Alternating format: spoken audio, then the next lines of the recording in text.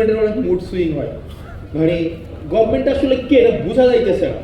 মানে এটা আসলে হাসিনার সময় নাকি বোঝা যাইতো যে ডিসিশনটা দিন শেষে কে নেয়। মানে দিন শেষে দেখবেন ডিভোর্সের প্রবলেমও দিন শেষে ডিসিশন দেয় হাসিনা, দিন শেষে সবাই দৃষ্টি আকর্ষণ করতে হাসিনা।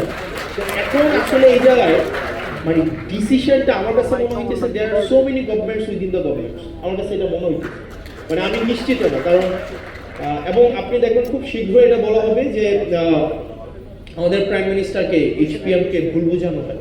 এখন ভুলটা বুঝায় কারা?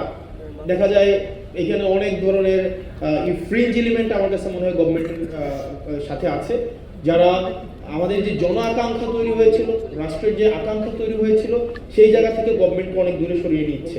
এবং এখানে আমাদের যে সংস্কারের ইনস্টিটিউশনাল আমাদের ইন্ডিপেন্ডেন্ট হওয়ার কথা ছিল, আমাদের জুডিশিয়ারি হচ্ছে ইন্ডিপেন্ডেন্ট হওয়ার কথা ছিল, আমাদের বিউরোক্রেসির জায়গায় হচ্ছে একটা মেসিভ একটা আমাদের এটা হচ্ছে রিস্ট্রাকচার হওয়ার দরকার ছিল, আমাদের পুলিশ সংস্কার কমিশন হওয়ার দরকার ছিল।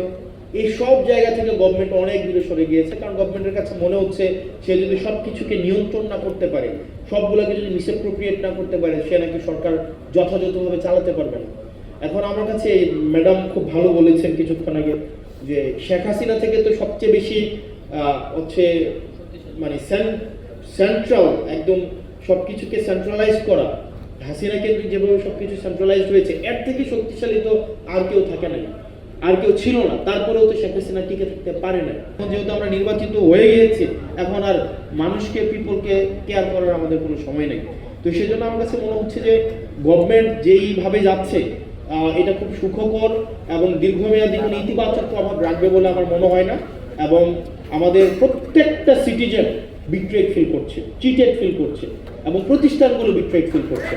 কারণ আপনি বলেছেন এবং পুলিশ সংস্কার কমিশন, পুলিশের সুরক্ষার জন্য পুলিশ সংস্কার কমিশন দরকার ছিল। আপনারা দেখেন পুলিশকে কিভাবে রাজনৈতিক হাতিয়ার হিসেবে ব্যবহার করা হয়েছে দীর্ঘ 17 বছর।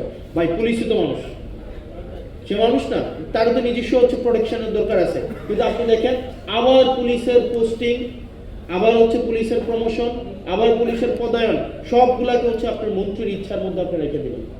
আবার আপনি দেখেন আপনার বিচার বিভাগের আপনার হচ্ছে সংস্কারটা হয় নাই।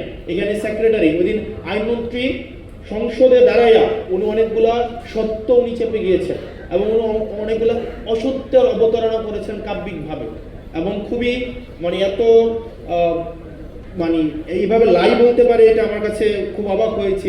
উনি বলেছেন পোস্টিং প্রমোশন পদোন্নতির এটার কোনো এখতিয়ার নাকি আইনমন্ত্রীর নাই, খাতা কলম অবশ্যই নাই, কিন্তু প্র্যাকটিসে আইনমন্ত্রী যেটা বলে সেটাই হয়।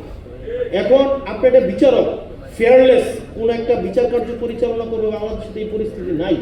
আপনি তার সেক্রেটারিয়েটে আপনি তাকে দখল করে রাখেন, আমাদের ব্যুরোক্রেসিকে আপনি হচ্ছেন স্ট্রাকচারাল রিফরমেশন আনলেন।